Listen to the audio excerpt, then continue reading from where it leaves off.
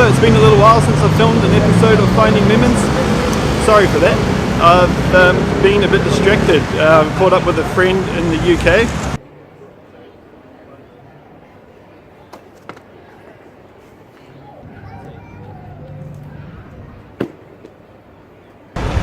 Jokes, we didn't only just do that, but watch out for a bit of an explanation behind that little clip there on an upcoming episode of Finding Lemons. I've also been doing a bit of work in the UK. I've been sort of bouncing backwards and forwards between Romania and the UK, and quite an exciting opportunity. But it has meant that Finding Lemons has fallen by the wayside a little bit. However, I'm in Barcelona today with Raluca. Hola. Join us on a little bit of a tour of Barcelona.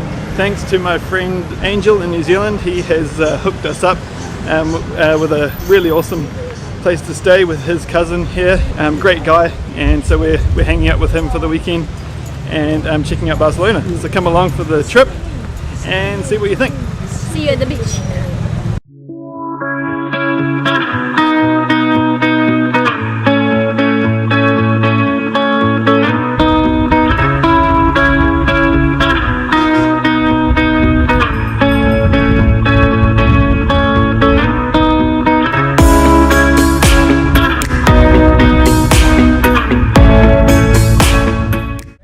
So as you can see at the beach, it's quite sunny. In the sun it's quite warm, but hoodie's back on, and as you can see by the lifeguard in the tower, the wind is actually a bit chilly, so yeah, even Raluca's got her jacket back on.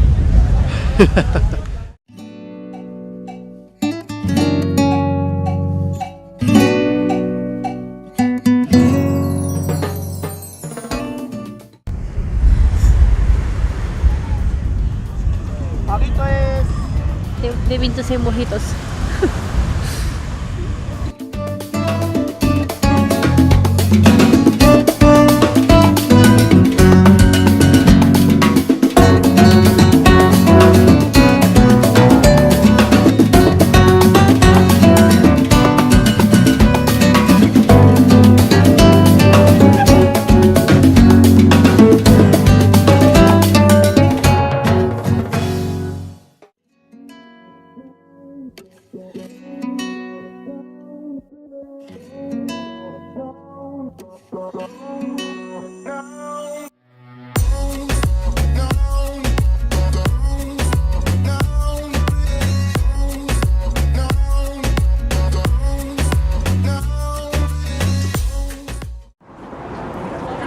So something that I really like about Barcelona so far is just the network of little streets that there are. I think it might be as a result of a lot of the city seems to be built on a bit of a grid pattern, and so you have large buildings which take up a big square. You started to think I was coming. And so around that there's a whole lot of little streets, and so you walk through these tiny little, often tiny narrow little streets, which can actually go quite a long way, and you just see an eclectic mix of buildings and styles from various architects that have happened over time, which is really awesome to see, and it gives it quite a good sort of community feel. You quite often find restaurants that have moved tables out into the streets, and you can eat there or have a drink, and sometimes there's entertainment going on, and yeah, it makes you really feel like you're part of the community, which just sort of goes to show you how much architecture can affect your experience in the city. So yeah, have a look at these little streets and see what you think.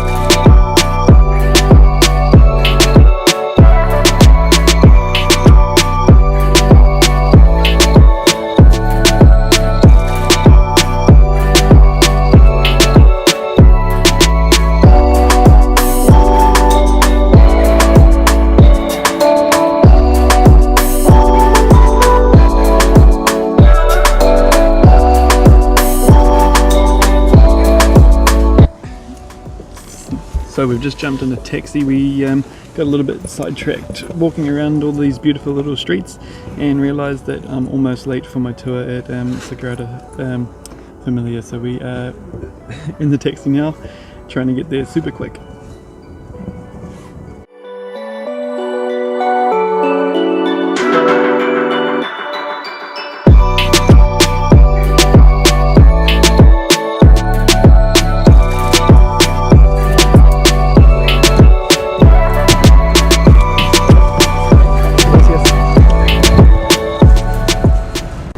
Okay, so we're out of the taxi and now it's a mad dash by foot to the Sagrada de Familia.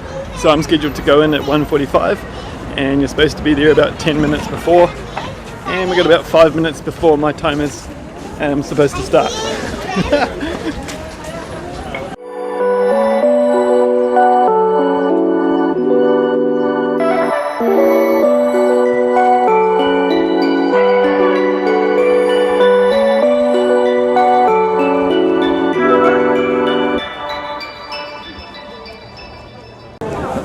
So as you can see, there's a little bit of a queue to navigate. I am now in the queue for 2 p.m, so I'm not sure if they're actually going to let me in, but I'm going to queue anyway and hope for the best.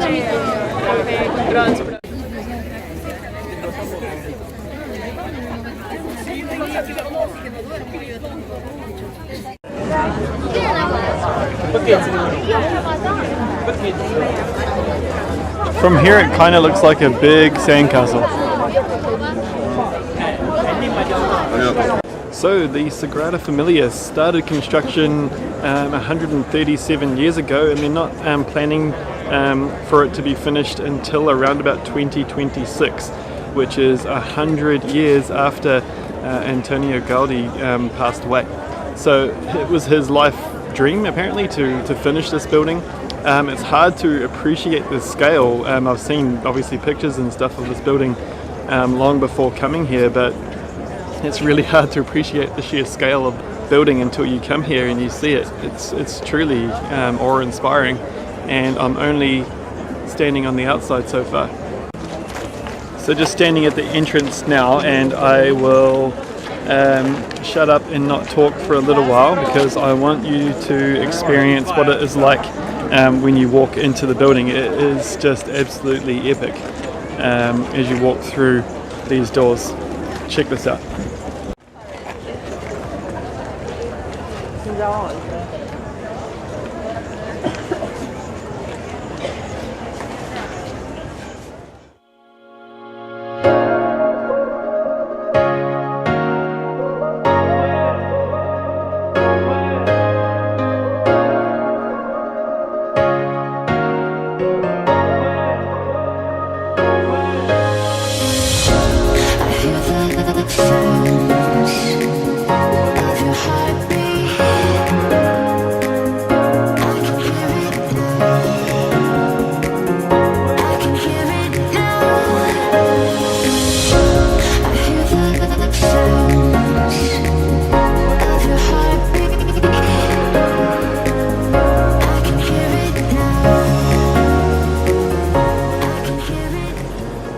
So what did you think? One of the things that Gaudi tried to achieve, and I think he has achieved really well, is the sense of being in a forest. So these columns here, you can see sort of branch out to support the structure above, and it really does give you a sense of when you walk through, it's like walking into a forest. And not just the look, but the energy, the feeling that you get when you walk in here, really is kind of like walking through a forest. In New Zealand, I'd liken it to a kauri forest. These epic columns really just stand like tall kauris in the forest. Really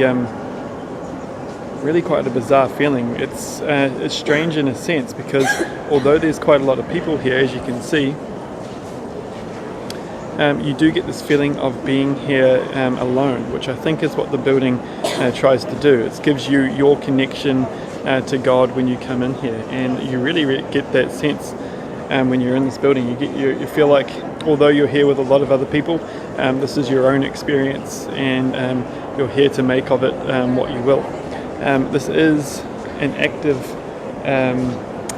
cathedral, so you can come here to pray. It's a Catholic cathedral, and dedicated by Pope Benedict back in 2010.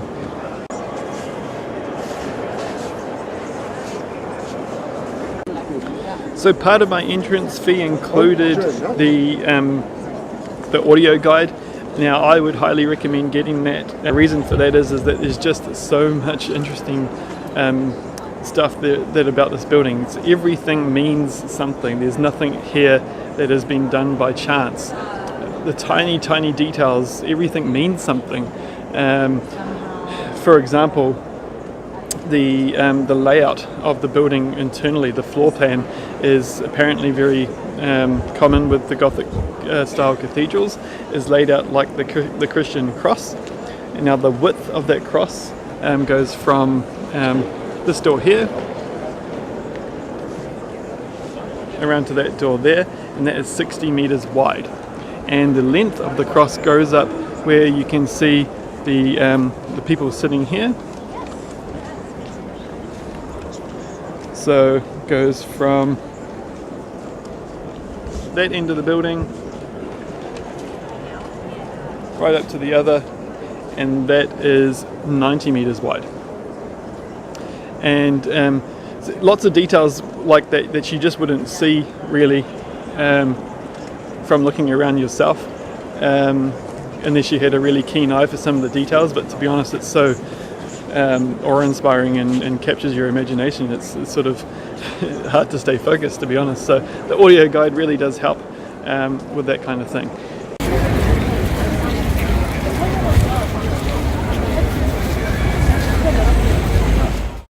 What a mission. So we started off this morning and we caught a subway first, then the funicular, which looks like this. It's like a cable car that takes you up a hill, and then from there we had to wait for a small bus to take us further up to a lookout area. And apparently this is one of the must-see sites in Barcelona, so that's why we've dedicated the time to come and have a look at this. But what a mission! So we're on this bus. It's pretty small bus, to be honest. There's a gigantic queue of people waiting to get on, and we've probably waited close to, it must be what, over an hour now that we've been waiting to get on this bus. So hopefully it is worth it when we get there. We'll see. So the mission is complete and we have made it to the top of the hill, and this is what we have come here to see.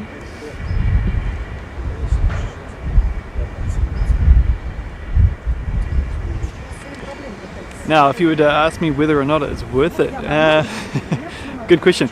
It's one of those things, like when you travel, sometimes you get an idea or you get a tip on somewhere to go, and you invest a certain amount of time in waiting for a bus or for a taxi or for transport to get to where you need to go, and it gets past the point where you've spent so much time waiting that you kind of need to follow it through. And so that's what we've done. So was it worth it? Because we're considering we've only got today and tomorrow left, possibly not, but I have to say it is pretty stunning once you go up here. So it's not just the view, it's other things too, so have a look at this.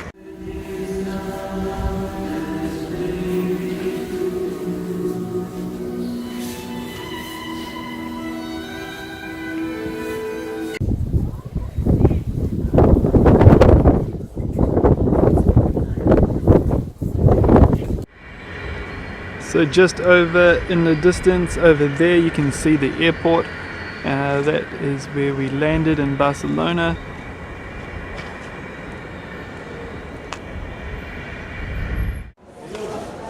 Hi guys, we are at Palau de Música in Barcelona. I took Steven to see Gran Gala Flamenco. It was a show I really wanted to see last year in April, but I couldn't get tickets. I went though to Opera y Flamenco, which was also a very nice show. But if you're more into the dance, you should come and see this one, Gran Gala Flamenco. And what did you think of it? It was according to my expectations, very passionate and very lost my words. I liked it very much. It was according to my expectations. When I think about a show of flamenco, this was what I had in mind.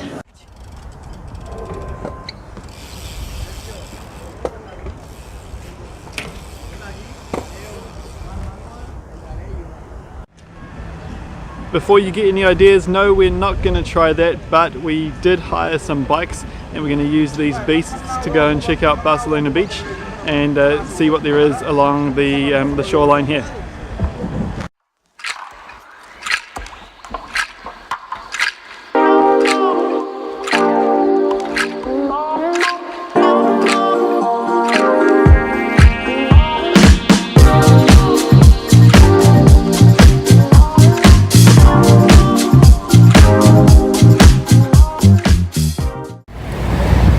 So we're just taking a bit of a tiki tour through the bike lanes of Barcelona. They're really useful to navigate. They're sort of quite separate from the roads and they're all the way through the town. I'm not sure how well you can hear me with the wind at the moment, but trying to talk as loud as I can. So yeah, we're just walking, going through the town on a bit of a tiki tour and I'm seeing some of the sights. So just behind me, Arc de Triomphe, which we saw yesterday, I walked through and working our way through and seeing what else we can see. Not the best way to record riding a bike whilst holding my phone. Sounds like a recipe for disaster. The things I do for the Finding Lemons channel.